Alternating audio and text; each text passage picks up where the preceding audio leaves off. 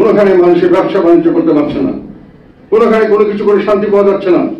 আর অসহায় মানুষের কান্না দেখার কোনো কেউ নাই। কার কাছে যাবেন? আমি পুলিশের কাছে যাবেন, পুলিশের আর্মির কাছে যাওয়া হচ্ছে, আচ্ছা আমরা দেখছি কিছু হচ্ছে না। মিল ফ্যাক্টরি জ্বালিয়ে দেওয়া হবে এই ভয় ভিত্তি দেখিয়ে প্রচুর মানুষের কাছে চাঁদাবাজি করা হচ্ছে। ব্যবসা প্রতিষ্ঠানে আমাদের কয়েকজন নেতার ধমকি দেওয়া হয়েছে যে আপনারা যদি এইভাবে না চলেন তাহলে আপনার ব্যবসা প্রতিষ্ঠান ধ্বংস করে দেওয়া হবে।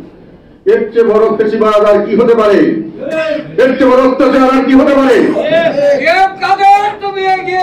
ঘরের ভিতরে স্লোগান চলবে না, স্লোগান দিবা বাইরে, ফেসিবাদের সামনে। ফেসিবাদ যখন মারবে তখন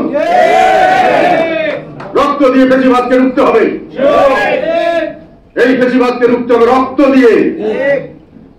যেখানে যেখানে আমাদেরকে বাধা দেওয়া হবে সেখানেই প্রতিরোধ হবে।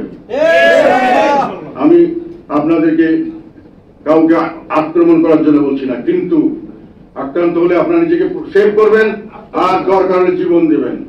কত রক্ত চাও? পয়লা বৈশাখে যে রক্ত দেখিয়েছ, কত রক্ত চাও আমাদের থেকে? রক্ত খেয়ে চলে যাও, দেশকে মুক্ত করে যাও।